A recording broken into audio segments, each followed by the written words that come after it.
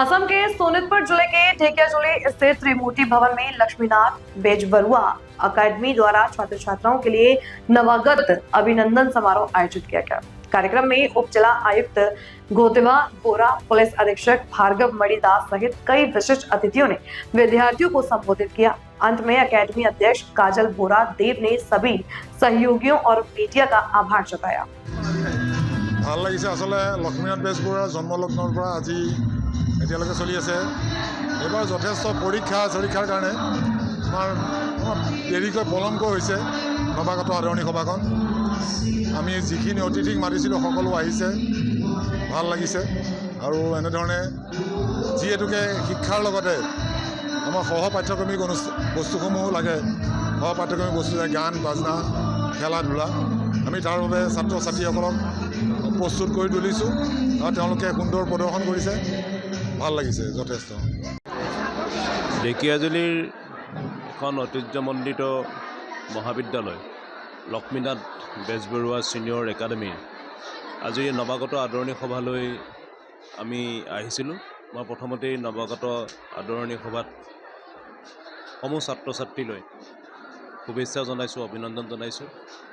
এই কলেজৰ অধ্যক্ষ কাজল বৰালৈও মই শুভেচ্ছা জনাইছোঁ।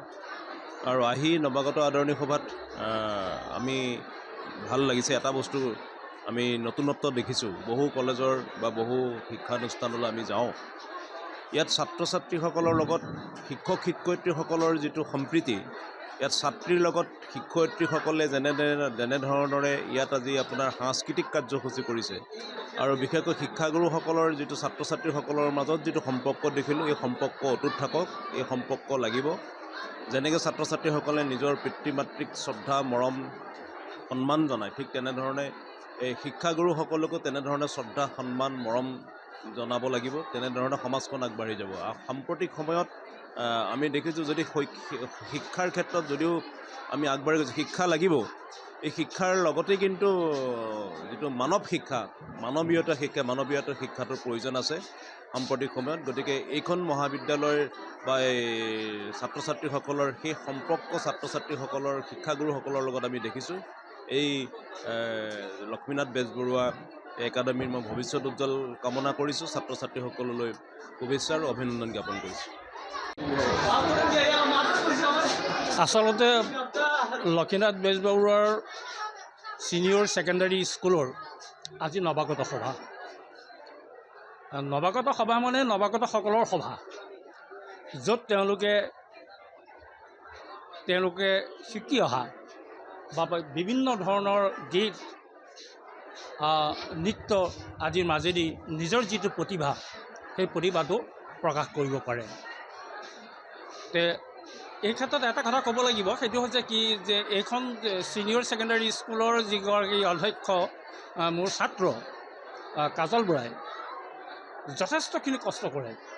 আমি আগৰ পৰাও দেখা পাই আহিছোঁ যে ছাত্ৰ ছাত্ৰীসকলক পঢ়া শুনাৰ বাহিৰেও মানসিক উৎকৰ্ষ লগতে স্বাস্থ্যৰ প্ৰতি লক্ষ্য ৰাখিও তেওঁলোকক যিমানখিনি দিব পাৰে সিমানখিনি দিবৰ কাৰণে সদায় চেষ্টা কৰি আহিছে।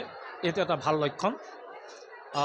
মই ভাবোঁ যে আমাৰ ছাত্ৰ ছাত্ৰীসকলে তেওঁলোকৰ যি পাৰদৰ্শিতা তেওঁলোকে আমি আজি দেখা পালোঁ নৃত্য গীতৰ মাজেদি, খুব ভাল লাগিছে।